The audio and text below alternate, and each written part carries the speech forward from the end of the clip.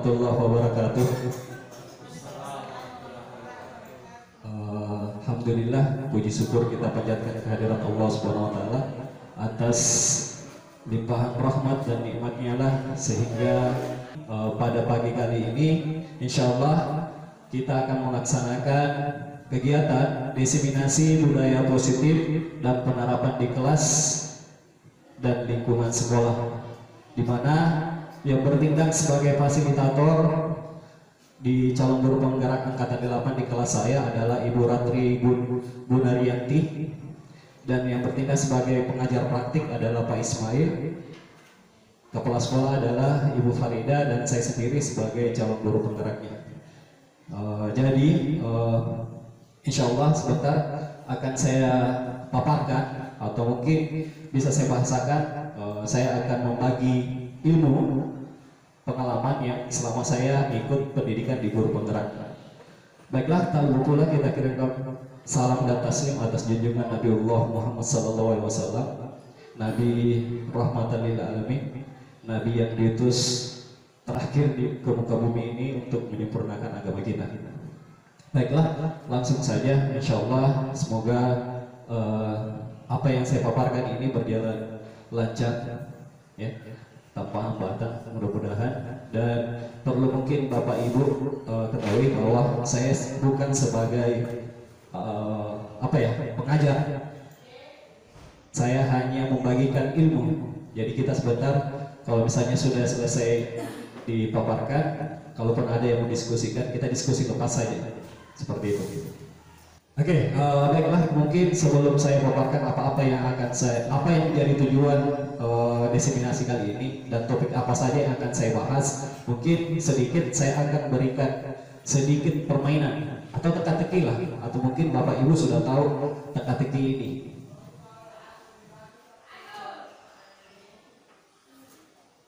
Di nomor berapakah mobil ini diparkir? Kita perhatikan baik-baik, kira-kira nomor berapa? Apakah Anda lihat dari sudut kombinasi angkanya, nomornya, ataukah ada sudut pandang lain dari Bapak Ibu? Kira-kira di nomor berapa mobil ini terparkir? 87. Alasannya Oke. Bisa dipahami Bapak Ibu? Mulai dari kanan. Oke. Kita putar gambarnya sekarang. Oke. Bisa dipahami Bapak Ibu? Ketika saya putar gambarnya akan kelihatan sangat mudah. Sekarang sudah jelas di nomor berapa sekarang Pak mobilnya terparkir? Oke. Ternyata kalau misalnya kita mengubah sudut pandang kita, itu bisa jauh lebih kita dapatkan kebenarannya sebenarnya, ya, daripada kalau misalnya kita pakai kombinasi angka tadi. Nah, itu luar biasa susahnya. Saya saja guru matematika susah mengkombinasikan angka tadi, ya. Ternyata ketika kita melihat dari sudut pandang lain, ketika gambarnya diputar, gampang sekali, ya. Oke? Nah, sekarang yang kedua, bus ini ke arah mana? Menuju ke arah mana? Apakah ke Makassar atau ke Bantai? Ayo, masa mau jalan? Ayo, kira-kira menuju ke arah mana ini mobil bus? Saya kasih clue-nya. Clue-nya kira-kira posisi busnya di atas berada di sisi mana? Posisi busnya di sisi mana busnya? Posisinya bus sekarang yang Anda lihat itu berada di sisi mana? Kanan atau kiri? Itu perlu satu. Satu arah dulu, satu arah dulu. Bukan BP ya. Satu arah saja. Cluenya tadi saya ulangi cluenya. Sisi bus di atas itu sisi mana yang diperlihatkan? Kanan atau kiri? Nah, pasti ada dua ya. Kalau bukan kanan, pasti kiri. Clue yang kedua, kalau bus begini, ini bus adalah mobil umum ya, mobil penumpang ya. Kira-kira penumpangnya naik turun di sebelah mana? Sebelah kiri, Pak. Sebelah kiri. Kira-kira di atas yang nampak busnya sebelah? Sebelah? Sebelah? Kenapa sebelah kanan? Sebelah kanan katanya. Tak ada pintu. Ada pintu kan? Iya. Kira-kira di mana warna penumpangnya kalau nggak ada pintunya? Ya. Saya tanya gini. Kira-kira kita sepakati dulu. Sisi busnya ini sisi mana? Adalah kanan. Tidak ada pintu kelihatan ya? Oke, itu kan. Artinya di sebelah kiri, tidak kelihatan. Sekarang posisi sopirnya di sebelah mana? Kalau mobil umum di Indonesia atau mobil kita di Indonesia, posisi sopir di mana? Di kanan kan?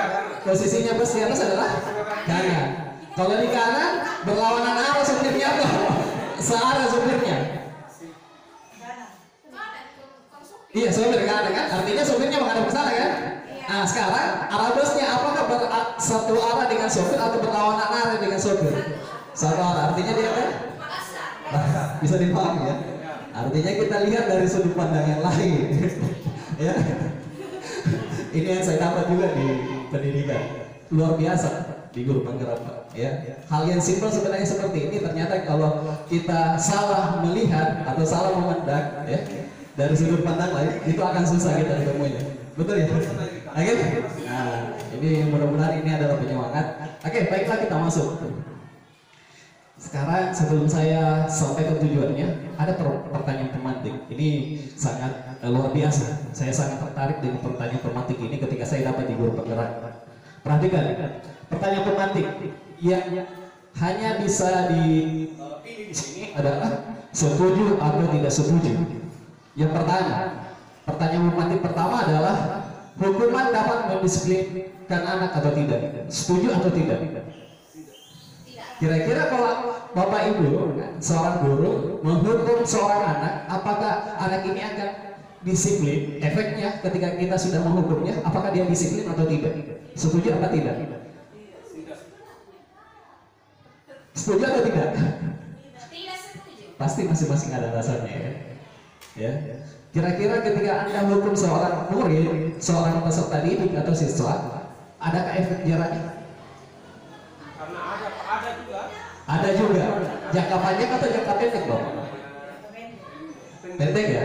Setelah itu diulangi lagi. Tidak pernah ada ketika kita hukum, misalnya kita beri hukuman membersihkan toilet, selalunya datang terlambat, ya kan? Artinya kalau kita hukum seorang murid, apakah disiplin atau tidak? Artinya kita tidak setuju, ya? Jadi dia menghukum. Sebentar ada akan pembahasannya. Yang kedua, pemberian hukuman dengan hal positif seperti membaca atau membersihkan halaman sekolah dapat meningkatkan disiplin anak. Setuju atau tidak? Sama ya yang tadi. Iya. Pasti murid itu mengatakan, membersihkan membersihkan lingkungan sekolah, ya. Hal gampang ya, biar terlambat lagi. Ya kan seperti itu. Tidak ada efek jangka panjang. Ya. Yang terakhir, memberi penghargaan dapat meningkatkan motivasi belajar anak. Setuju atau tidak? Kalau kita memberi penghargaan, ya? Setuju? Pasti jawabannya berbeda-beda. Ada yang tidak, ada yang setuju. Sebentar kita akan bahas ini. Kira-kira kalau kita kasih penghargaan, apakah ini meningkatkan motivasinya seorang murid atau bahkan tidak seperti itu, ya. Kita next. Tujuannya, apa tujuan kita diseminasi hari ini adalah memahami konsep dasar budaya positif dan penerapannya di sekolah dan di kelas dan di lingkungan sekolah, ya. Budaya positif. Nah, ini yang harus kita pahami bersama ya. Oke, kita next. Apa topik yang akan dibahas di budaya positif? Ya, ada 7. Yang pertama adalah perubahan paradigma belajar. Yang kedua adalah disiplin positif. Yang ketiga adalah motivasi perilaku manusia. Yang keempat, kebutuhan dasar manusia. Yang kelima, posisi kontrol, restitusi. Keenam, keyakinan kelas. Dan yang terakhir adalah segitiga restitusi.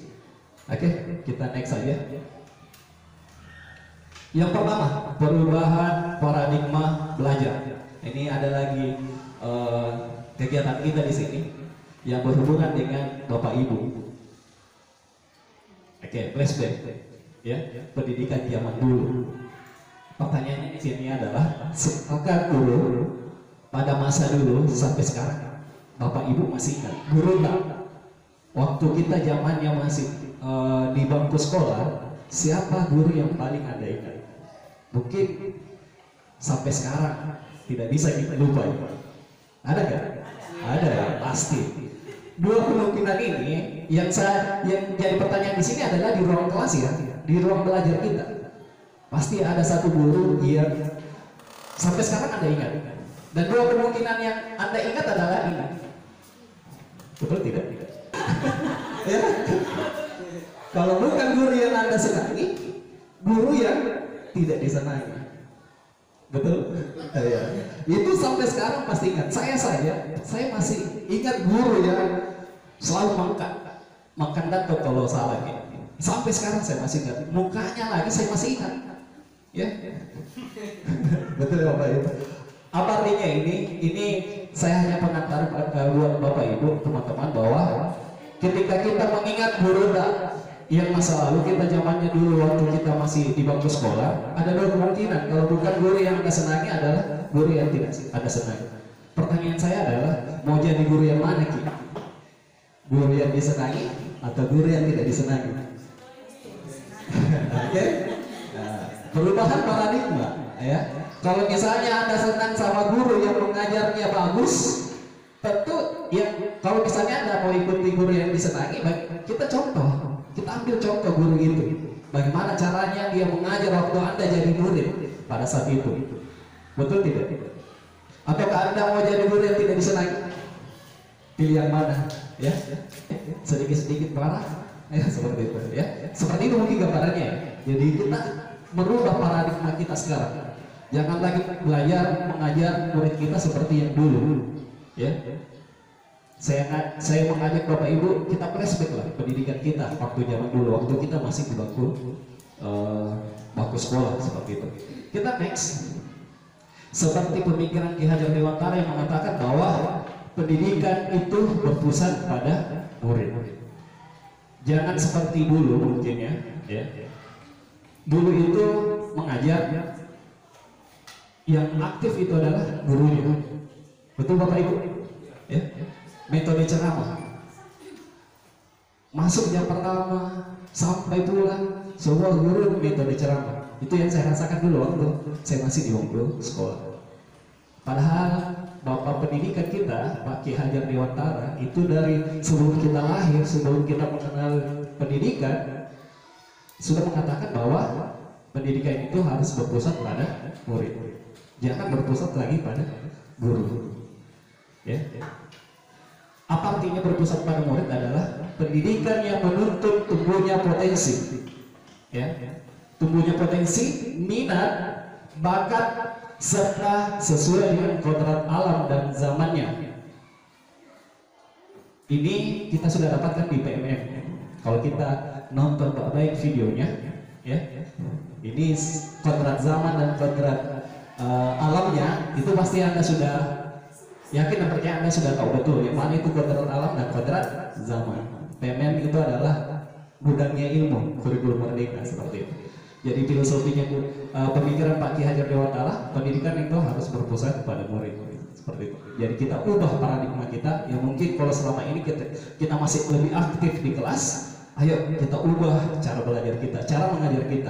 Bagaimana caranya kita menyiapkan langkah-langkah pembelajaran kita, sintaks pembelajaran kita agar murid itu lebih aktif seperti itu. Oke, next. Sekarang kegiatan kepalan tangan. Pernah kita dapatkan ini Bapak Ibu? Kita bisa mungkin baca di atas. Ada dua peran si A dan si B. Katanya peran A, kita bisa berpasangan antara yang didekatkan.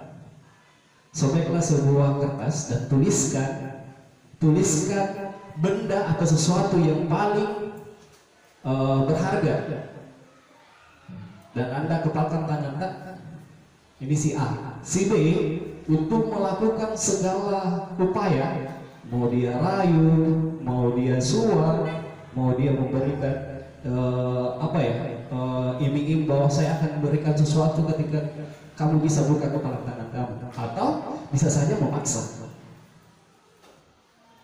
Bisa kita praktekkan. Kira-kira apa yang terjadi kalau si A mengepalkan tangan dan si B ingin bagaimana caranya si kepala tangan si A ini bisa terbuka? Kira-kira siapa yang bisa membuka tangannya si A? Si B atau si A sendiri? Yang mana kira-kira? Si B atau si A sendiri yang membuka kepalanya? Atau si B dengan rayuannya, dengan segala bentuk macam upayanya, sehingga A bisa membuka kepala tangannya? Kira-kira? Nah, ini namanya kontrol diri, Bapak Ibu. Walaupun bagaimana upaya tak, ya, kalau bukan si A sendiri yang buka kepala tangannya, itu tidak akan pernah terbuka. Karena kontrol diri itu dari kita diri sendiri. Jangan mau dikontrol sama orang lain. Begitu juga dengan murid, ya. Guru itu bukan tugasnya untuk mengontrol murid. Kenapa? Karena di sini dikatakan bahwa perubahan paradigma teori kontrol atau teori pilihan, ya, itu namanya ilusi kontrol. Ya. Yang pertama dikatakan ilusinya guru itu adalah mengontrol murid. Kira-kira bisa dikontrol murid nggak? Ya. Murid kalau misalnya disuruh mengerjakan tugas atau mencatat, apakah semua murid dalam kelas mencatat? Itu artinya menandakan bahwa kita tidak bisa mengontrol murid. Oke. Yang kedua, ilusi bahwa kritik dan membuat orang merasa bersalah dapat menguatkan karakter. Kalau kita mengkritik murid, apakah karakternya kuat?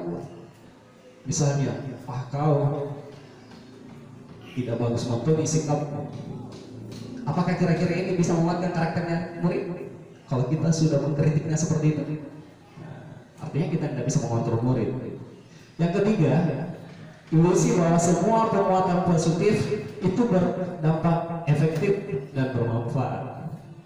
Ya, itu semuanya ilusi. Yang terakhir adalah ilusi bahwa orang dewasa memilih hak untuk memaksa. Ya. Tanpa Anda sadari, Bapak Ibu, tanpa Anda sadari, itu sesuatu terjadi, kita akan memaksa murid kita mengerjakan tugas, mencatat. Kalau tidak selesai catatan tak, saya hukum kita. Betul tidak? Itu sudah dalam tindakan memaksa. Seperti itu, ya.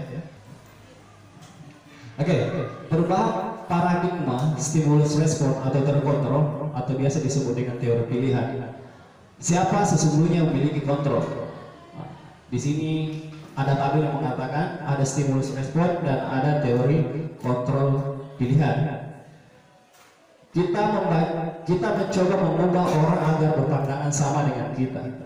Itu stimulus responnya. Ternyata teori kontrolnya di sini adalah kita harus berusaha memahami pandangan orang lain tentang dunia. Jangan memaksa atau mencoba mengubah orang agar berpandangan sama dengan kita. Bisa dipahami Bapak Ibu? Nah, terus yang kedua adalah perilaku buruk dilihat sebagai suatu kesalahan. Terkadang memang kita melihat perilaku buruk, apalagi di murid, itu adalah sebuah kesalahan. Padahal semua perilaku itu memiliki tujuan seperti itu, ya. Terus orang lain bisa mengontrol saya, itu adalah stimulus responnya.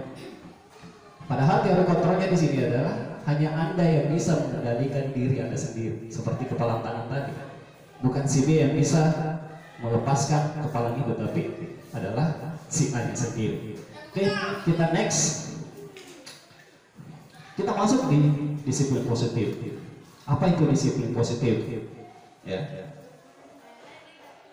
Disiplin itu berasal dari kata disiplin yang artinya belajar.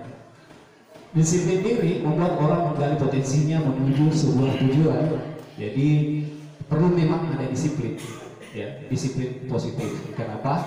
Ini kita akan mengarahkan kita ke arah sebuah tujuan. Namun dalam budaya kita, makna dari kata disiplin telah berubah menjadi sesuatu yang dilakukan seseorang pada orang lain untuk mendapatkan kepatuhan.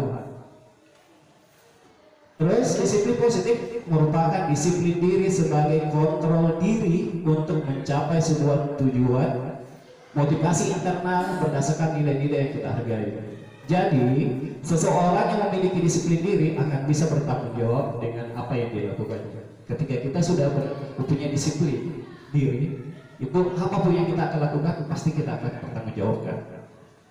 Ini yang akan kita hadirkan di sekolah kita atau di kelas, ruang kelas kita ketika kita dalam keadaan mengajar. Next, motivasi perilaku.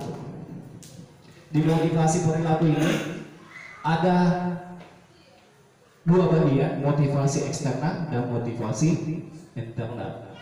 Apa saja itu motivasi eksternal? Motivasi eksternal itu untuk menghindari ketidaknyamanan atau hukuman. Ya.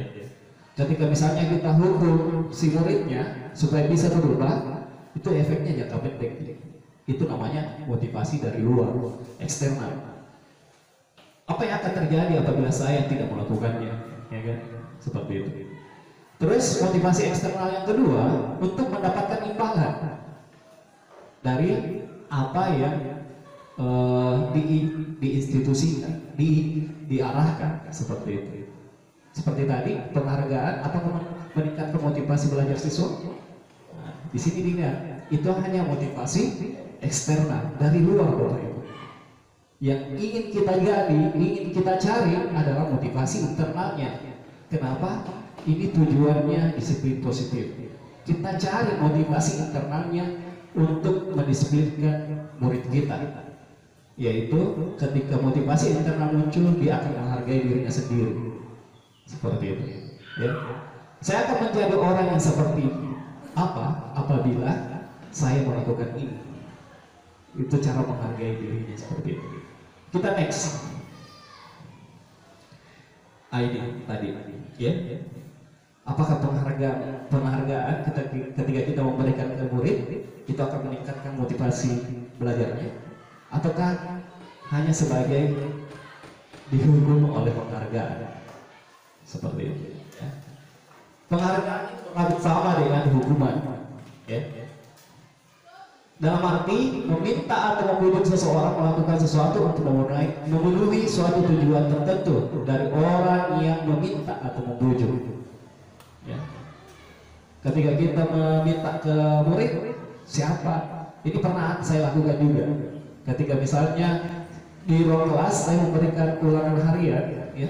Saya memberikan ulangan harian, siapa yang mendapatkan nilai 100, saya akan berikan penghargaan. Saya berikan buku pintar matematika.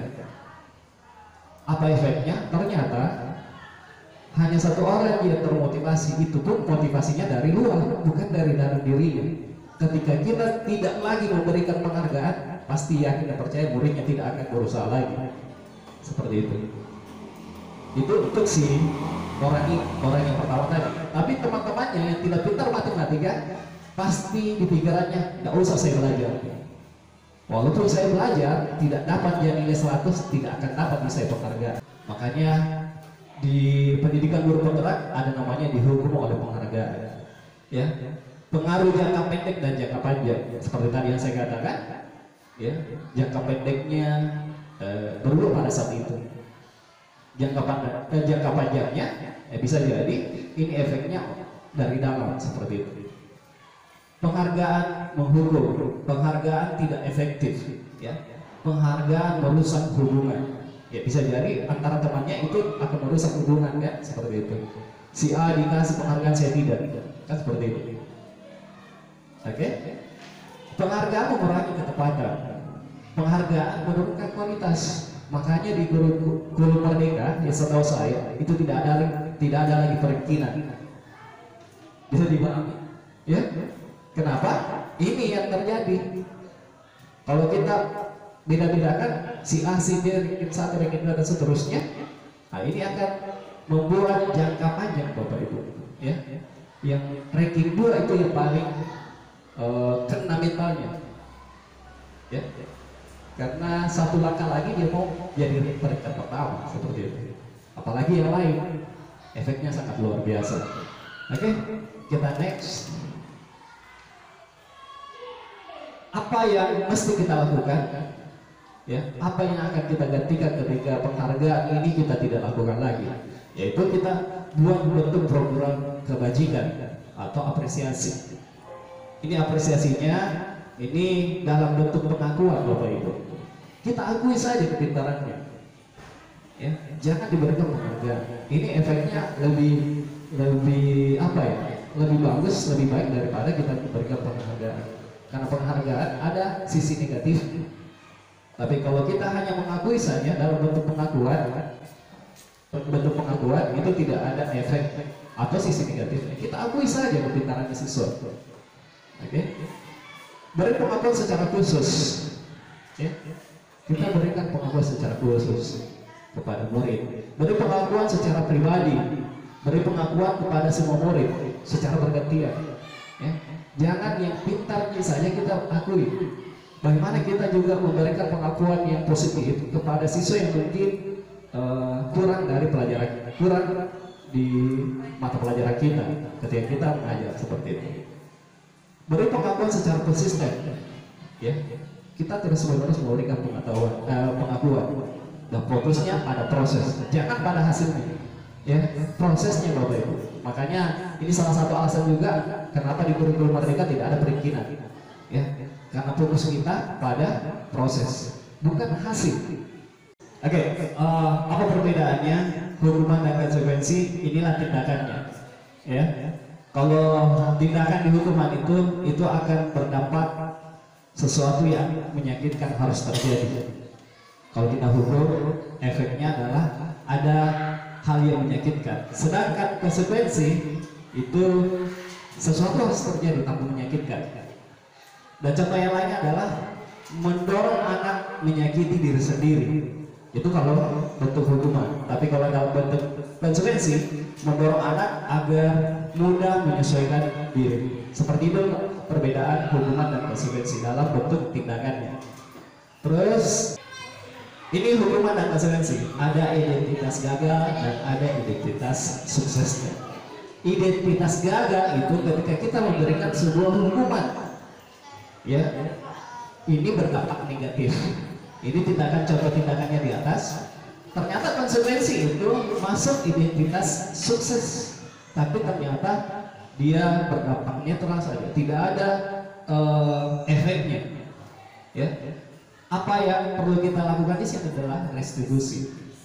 Ya, ini berdampak positif dan ini adalah identitas sukses. Pernah dengar kata restitusi Bapak Ibu? Ya, kita next ya.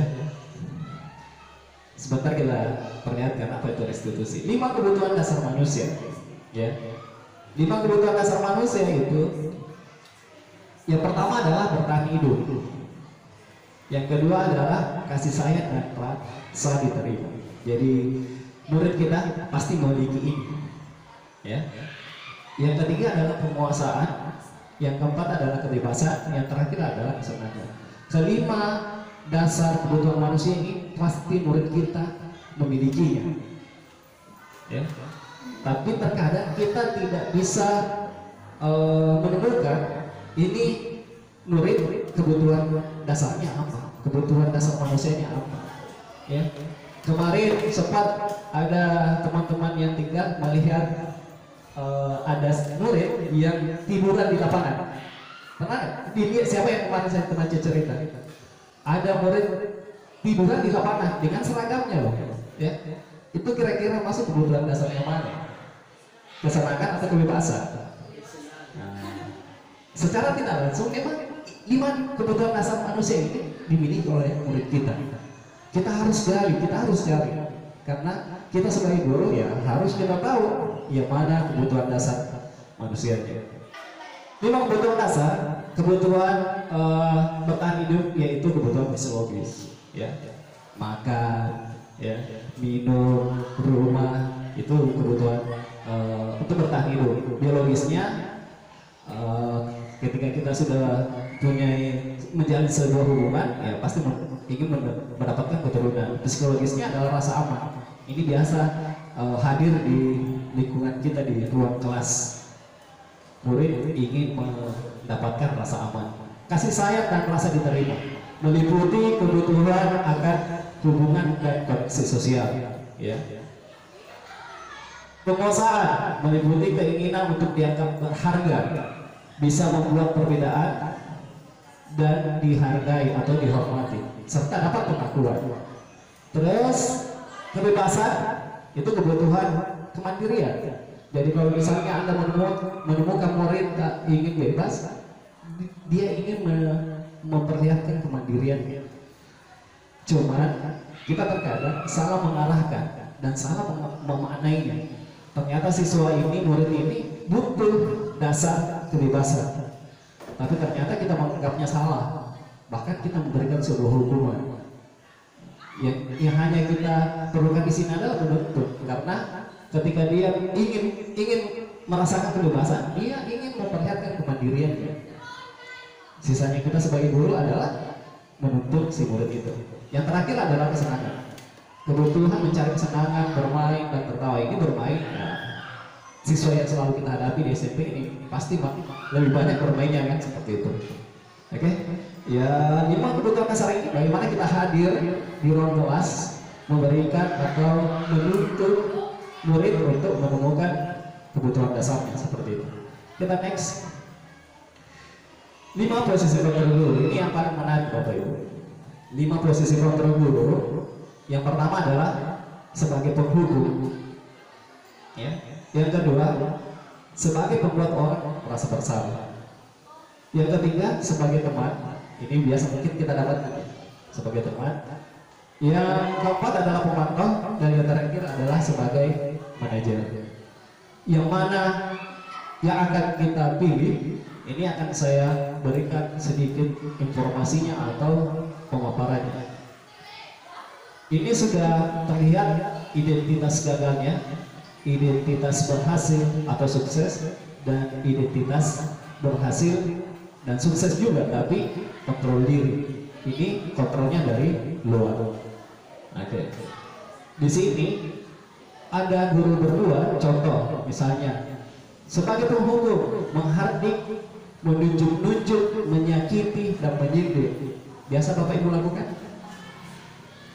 Ya, biasa. Itu adalah tindakan menghukum. Secara tidak langsung itu adalah identitas gagal. Ya, ketika kita menghardik, ya, kita menunjuk-nunjuk murid, nah itu manusiawi lah. Ketika kita dalam keadaan emosi, ya, itu kita tak bisa kontrol, ya. Pasti ditunjuk-tunjuk si murid. Tapi perlu kita sadari bahwa ini adalah identitas gagal kita sebagai seorang guru, ya. Oke. Membuat orang merasa bersalah, ya. Oke. Ini membuat orang merasa bersalah. Terkadang kita membuat murid itu merasa bersalah. Contohnya misalnya seperti ini, ya. Jangan kau lakukan ini, ya. Kalau kamu lakukan ini, saya dimarah-marahi sama ibu kepala sekolah. Biasa kan kita lakukan seperti ke murid kita. Kalau Anda langgar ini, saya yang dimarahin. Ini terutama di wali kelas, betul nggak? Ternyata secara tidak langsung tindakan yang teman-teman lakukan, Bapak Ibu lakukan adalah membuat si murid ini merasa bersalah. Gara-gara saya dimarah-marahi wali, dia merasa bersalah. Ini adalah tindakan identitas gagalnya. Kita akan membuat murid itu semakin terpuruk, ya, merasa bersalah. Nah, makanya sekarang, ya, ini gunanya diseminasi, hindari perkataan seperti itu. Jangan membuat murid merasa bersalah. Ketika kamu langgar ini, saya dimarah-marahi sama kepala sekolah. Jangan pernah lagi berkata begitu, Bapak Ibu. Ya, kenapa? Ini akan memperburuk dan lebih menjatuhkan mentalnya si murid. Iya, nah, kembali lagi ya. Nah, kalau saya dimarah-marahi sama kepala sekolah, aduh, ini sama juga di sini ya. Tapi ini kita dituntut untuk bagaimana kita hadir sebagai seorang guru dan berpusat kepada si muridnya, seperti itu. Kita masuk ke identitas berhasilnya, tapi kontrolnya dari luar. Sebagai posisi sebagai seorang teman, ya, biasa kan? Kita menyapa siswa, ya. Kita duduk bareng bercerita. Itu kan posisi kita sebagai seorang teman. Tapi mungkin tanpa kita sadari, ketika kita lakukan ini, si siswa ini, si murid ini tidak ada lagi batasan. Betul Bapak Ibu? Ketika lewat di depan tak tawi-tawi ini, ya. Karena tindakan yang kita lakukan adalah sebagai teman, ya kan? Ya. Pernah tidak kita dapati seorang murid karena sudah akrab sekali sama kita, dia lupa bahwa yang kita temani cerita adalah guru kita, ya, seperti itu. Nah, itu sebagai tindakan sebagai seorang teman, sebagai pemantau, ya. Nah, kita pantau, misalnya kita berikan hukuman, kerjakan tugas ini, kita pantau, itulah pemantau. Yang paling bagus di sini adalah manajer, ya, sebagai seorang manajer. Misalnya tindakannya adalah mengajukan pertanyaan-pertanyaan apa yang kita yakini. Nah, keyakinan kelas pernah didengar Bapak Ibu, keyakinan kelas? Nah, ini akan kita bahas sebentar.